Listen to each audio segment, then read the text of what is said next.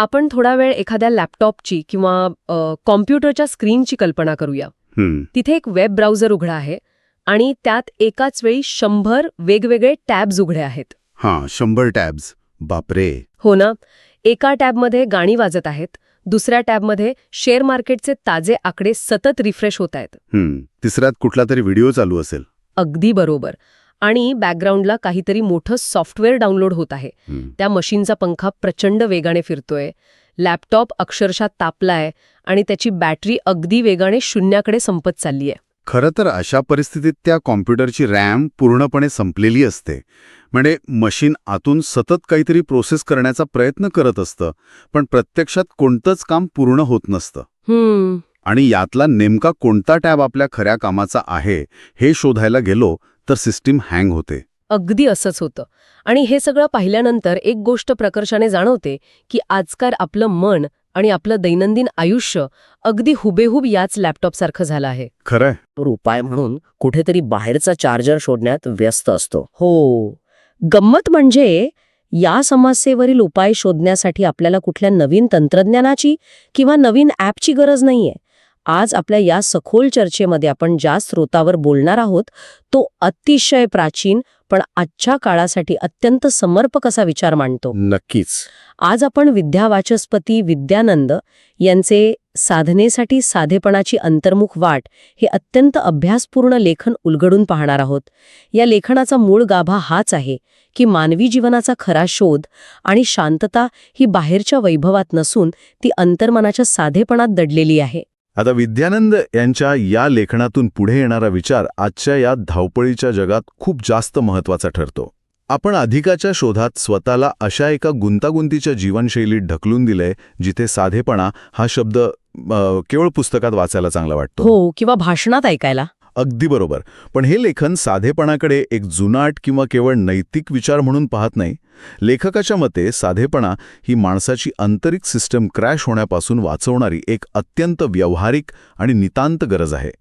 साधेपणाशिवाय मनाची एकाग्रता साधणे शक्यच नाहीये. तर मग या गोंगाटातून बाहेर पडून हे अनावश्यक टॅब्स नेमके कसे बंद करायचे आणि या साधेपणातून खऱ्या अर्थाने एकाग्रता कशी मिळवायची याची यंत्रणा आपण आज समजून घेणार आहोत. पण आपलं हे आंतरिक बॅटरी ड्रेन थांबवण्याची प्रक्रिया सुरू करण्यापूर्वी आपण मुळात कोणती ऊर्जा शोधत आहोत हे मला वाटतं स्पष्ट व्हायला हवं. आपण ज्याला वारंवार साधना म्हणतो ती साधना नक्की काय आहे? हा खूप महत्वाचा प्रश्न आहे. कारण समाजात साधना या शब्दाभोवती अनेक गैरसमजांचे जाळे विणले गेले आहे. मला तरी तसं वाटतं. नाही, तुमचं म्हणणं अगदी बरोबर आहे. कारण साधना या शब्दाचा उच्चार केल्याबरोबर बहुतांश लोकांच्या डोळ्यांसमोर एखादा विशिष्ट विधी करणारी व्यक्ती उभी राहते. हो, किंवा तासनतास डोळे मिटून बसलेला एखादा संन्यासी. अगदी तेच. किंवा रोज न चुकता केली जाणारी एखादी विशिष्ट पूजा. आपण काय करतो? आपण आध्यात्मिक प्रक्रियांना मोजता येण्यासारख्या आणि डोळ्यांना दिसणाऱ्या साच्यात बसवण्याचा प्रयत्न करतो. बरोबर. पण विद्यानंद यांच्या लेखनात अत्यंत स्पष्टपणे मांडले आहे की साधना म्हणजे हे बाह्य सोपस्कार अजिबात नव्हेत. साधना ही स्वतःच्या अस्तित्वाचा शोध घेण्याची एक अत्यंत सखोल आणि आंतरिक प्रक्रिया आहे. म्हणजे ती एक प्रकारे स्वतःशीच संवाद साधण्याची प्रक्रिया आहे असं म्हणता येईल का? साधलेला एक नितळ आणि पारदर्शक संवाद आहे. आणि बघा, हा संवाद तेव्हाच शक्य होतो जेव्हा तिथे साधेपणा असतो. आता साधेपणाची व्याख्याही समजून घेणं तितकंच आवश्यक आहे. हो, कारण साधेपणा म्हणजे नक्की काय हेही आपण बऱ्याचदा चुकीचं समजतो. बरोबर. साधेपणा म्हणजे केवळ बाहेरून साधे कपडे घालणे, जमिनीवर झोपणे किंवा भौतिक वस्तूंचा त्याग केल्याचा देखावा करणे एवढाच त्याचा वरवरचा अर्थ नाही. खरा साधेपणा हा विचारांमध्ये, आचारांमध्ये आणि भावनांमध्ये निर्मळपणा जपण्यात आहे. अच्छा. जेव्हा माणसाच्या आतमध्ये विचारांची गुंतागुंत नसते, दुटप्पीपणा नसतो, तेव्हाच तो स्वतःच्या खऱ्या स्वरूपाशी संवाद साधू शकतो. हे वाचताना माझ्या मनात एक विचार सतत येत होता. म्हणजे समजा एका अत्यंत सुंदर, निसर्गरम्य अशा लांबच्या ट्रेकवर आपल्याला जायचे आहे. आजूबाजूला हिरवेगार डोंगर आहेत, स्वच्छ हवा आहे. पण त्या ट्रेकवर जाताना जर पाठीवर 50 किलो वजनाची अनावश्यक सामानाने भरलेली जड बॅग असेल तर त्या प्रवासाची काय अवस्था होईल? बापरे, त्या पाठीवरच्या ओझ्यामुळे ट्रेकचा मूळ उद्देशच बाजूला राहील. आणि लेखनात वर्णन केलेला साधेपणाचा अभाव म्हणजे हीच पाठीवरची जड बॅग आहे. अगदी तेच. या बॅगेत आपण लोकांच्या अपेक्षा, समाजातील आपली खोटी प्रतिष्ठा, भविष्याची अनावश्यक चिंता आणि भूतकाळातील कटू आठवणी असे सगळे दगड भरून ठेवले आहेत. या ओझ्यामुळे माणूस निसर्गाचा किंवा त्या प्रवासाचा आनंद घेऊ शकत नाही. त्याचं लक्ष फक्त त्या ओझ्याकडेच असतं. हो ना, त्याचे संपूर्ण लक्ष फक्त त्या पाठीवरच्या ओझ्याकडे, त्यातून येणाऱ्या वेदनांकडे आणि थकव्याकडेच लागून राहतं. आधुनिक जीवनात आपण नेमके हेच करत आहोत. अधिकाधिक मिळवण्याचा आणि स्वतःला सिद्ध करण्याच्या नादात आपण हे ओझं इतकं वाढवून ठेवलं आहे की जगण्याचा मूळ उद्देशच हरून गेला आहे. आणि या जड बॅगेमुळे माणूस कधीच स्थिर उभा राहू शकत नाही. तो कायम एकतर पुढे धावण्याचा प्रयत्न करतो किंवा ओझ्यामुळे खाली वाकतो. म्हणूनच जर ही धावपळ आपल्याला आतून पोखरत असेल, थकवत असेल, तर आतला साधेपणा हा त्यावरचा सर्वात प्रभावी उपाय ठरतो. साधेपणा माणसाला ती पाठीवरची बॅग खाली ठेवायला शिकवतो. म्हणूनच विद्यावाचस्पती म्हणतात की साधेपणाच कोणत्याही खऱ्या साधनेचा पाया आहे. पण इथे थांबून मला ह्या विचाराला थोडं आव्हान द्यावंसं वाटतंय. थोडं उलटं विचार करूया. हो, बोला ना. कारण आजच्या जगात जिथे तंत्रज्ञान दररोज बदलतंय, सतत प्रगती करण्याची आणि नवनवीन शिखरे पादाक्रांत करण्याची स्पर्धा सुरू आहे, तिथे हा साधेपणाचा विचार थोडा अडचणीचा वाटू शकतो. हां, तसा विचार येऊ शकतो मनात. जर आपण कमी गोष्टींमध्ये समाधान शोधणे किंवा साधेपणा अंगीकारणे हे तत्व सर्वांनी लागू केले तर मानवी प्रगती थांबणार नाही का? कारण मानवी प्रगतीचा इतिहास पाहिला तर तो असमाधानातूनच उभा राहिलेला दिसतो. अगदी बरोबर. जर स्टीव्ह जॉब्सने साधेपणाचा विचार करून केवळ एका साध्या लँडलाईन फोनमध्ये समाधान मानले असते तर आज आपल्या हातात आयफोन नसता. मग विद्यानंद यांचा हा साधेपणाचा विचार आणि आधुनिक जगातील महत्वाकांक्षा यांची सांगड कशी घालायची? साधेपणाचा अर्थ आपली महत्वाकांक्षा मारून टाकणे आणि निष्क्रिय होऊन एका जागी थांबून राहणे असा घ्यायचा का? हा खरंच खूप महत्वाचा प्रश्न विचारलात. आणि यातली सर्वात रंजक आणि लक्षवेधी गोष्ट म्हणजे लेखनात या प्रश्नाचे उत्तर अतिशय मार्मिकपणे दिले आहे. साधेपणाचा अर्थ प्रगती थांबवणे किंवा निष्क्रिय होणे असा अजिबात होत नाही. अच्छा. साधेपणा म्हणजे कृती थांबवणे नव्हे, तर त्या कृतीमागची अनावश्यक धडपड, चिंता आणि मनातील अहंकारी इच्छांचे ओझे थांबवणे. तुम्ही जे स्टीव्ह जॉब्सचे उदाहरण दिलं ना, हो, एखादी महान नवनिर्मिती किंवा प्रगती तेव्हाच शक्य होते जेव्हा त्या व्यक्तीचे मन अत्यंत एकाग्र असते. जर त्यांचे मन हजारो अनावश्यक इच्छांनी आणि भीतींनी विचलित असते तर ते एका उत्पादनावर लक्ष केंद्रित करू शकले नसते. म्हणजे त्यांना नेमकं काय हवंय हे स्पष्ट होतं. अगदी तेच.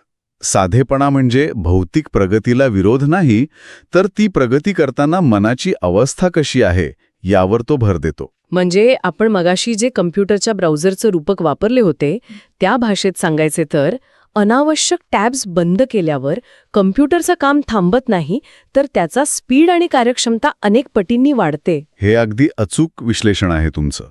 अस्थिर आणि गुंतागुंतीचे मन कोणतीही गोष्ट पूर्ण क्षमतेने करू शकत नाही. साधे जीवन म्हणजे आपल्याला जे खरोखर आवश्यक आहे त्यात समाधान मानण्याची वृत्ती विकसित करणे आणि अनावश्यक गोष्टींमधून ऊर्जा काढून ती योग्य ठिकाणी वापरणे. खरे.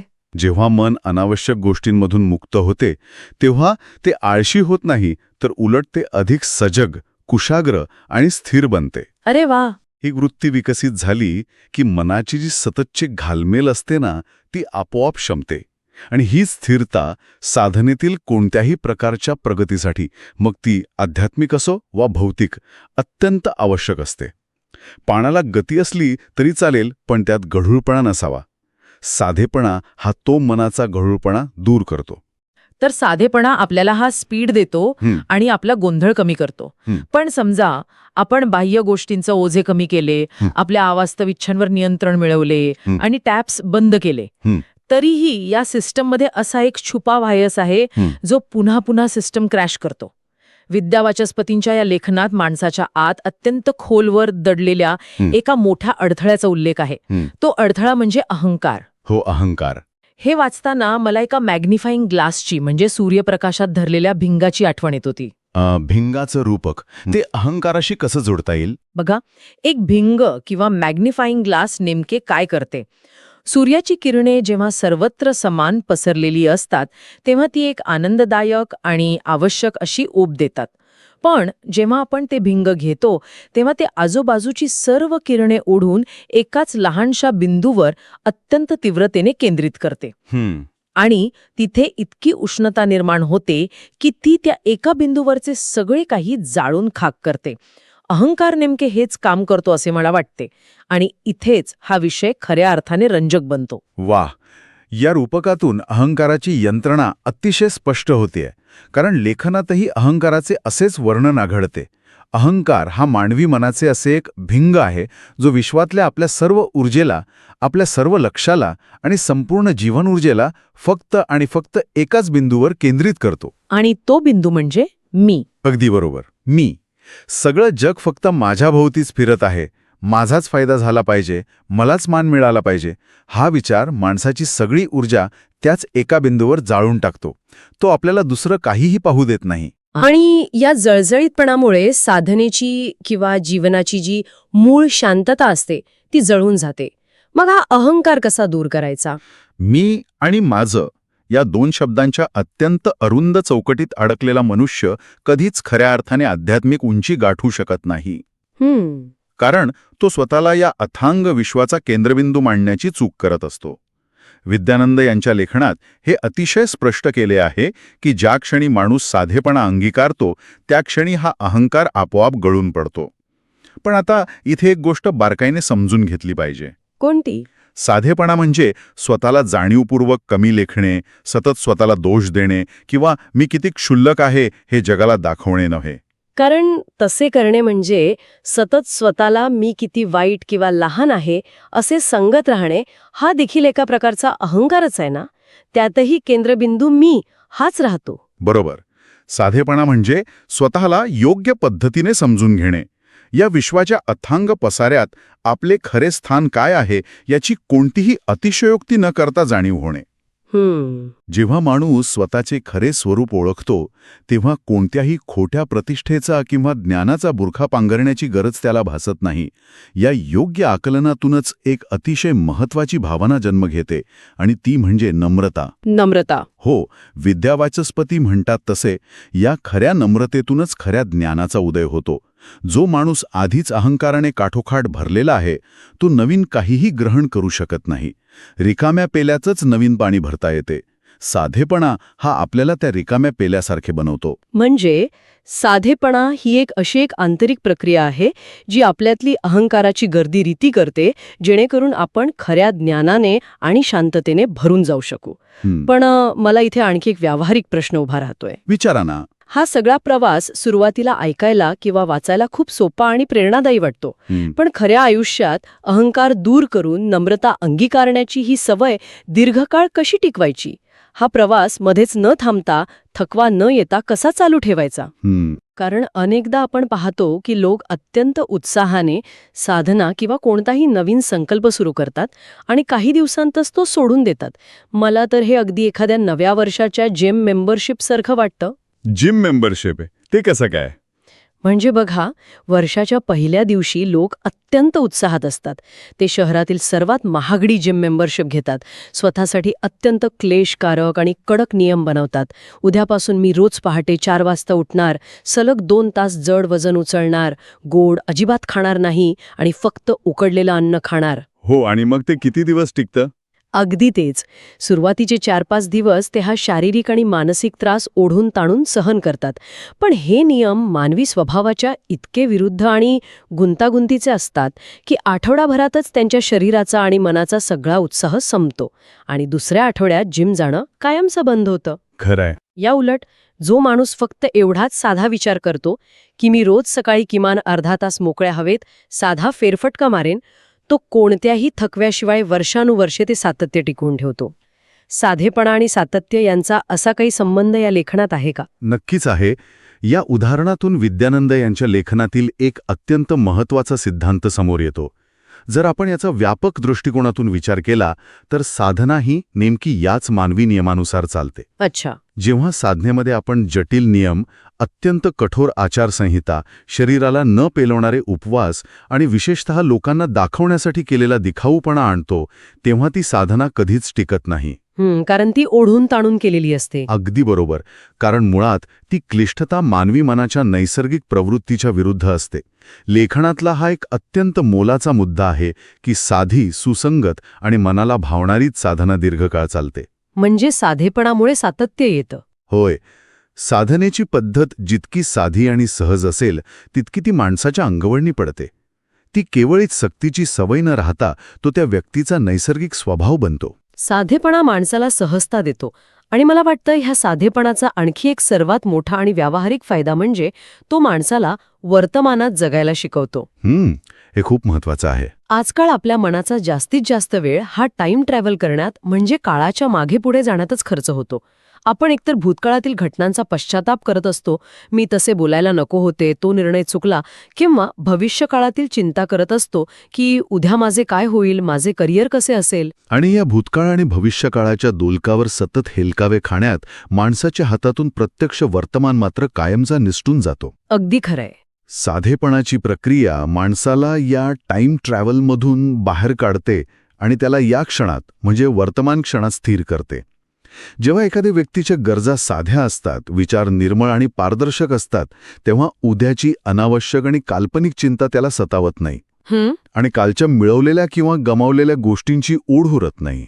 या वर्तमान क्षणात जी पूर्ण स्थिरता आहे त्या स्थिरतेतच खऱ्या अर्थाने साधनेचं फळ म्हणजे आनंद आणि समाधान मिळते. तर या सगळ्याचा नेमका अर्थ काय? जर आपण विद्यावाचस्पती, विद्यानंद यांच्या या लेखनाचा आणि आपण आत्तापर्यंत केलेल्या या सखोल चर्चेचा गोषावारा काढायचा ठरवला तर एक गोष्ट अगदी स्पष्टपणे आपल्या समोर येते. कोणती? ती म्हणजे साधनेसाठी आणि खऱ्या शांततेसाठी साधेपणा हा काही केवळ एक पर्याय किंवा ऑप्शन नाहीये, तो एक अनिवार्य मार्ग आहे. या लेखनानुसार खऱ्या अर्थाने यशस्वी आणि प्रगल्भ साधना ही एका सुंदर त्रिसूत्रीवर आधारित असते: साधजीवन, स्वच्छ विचार आणि शांतमन. ही त्रिसूत्री खरोखरच अत्यंत सामर्थ्यवान आहे. बाह्य जगतात कितीही स्पर्धा असली, तंत्रज्ञानाचा कितीही गोंगाट असला, तरी स्वतःच्या अंतर्मनाच्या शांततेत प्रवेश करण्यासाठी प्रत्येकाने ही साधेपणाची वाट स्वीकारणं गरजेचे आहे. नक्कीच. कारण शेवटी बाहेरचे सर्व आवाज जेव्हा शांत होतात तेव्हा जो एकमेव आवाज उरतो तो आपल्या स्वतःच्या अंतर्मनाचा असतो आणि तो अत्यंत सूक्ष्म आवाज ऐकण्यासाठी साधेपणाची शांतता आवश्यक असते.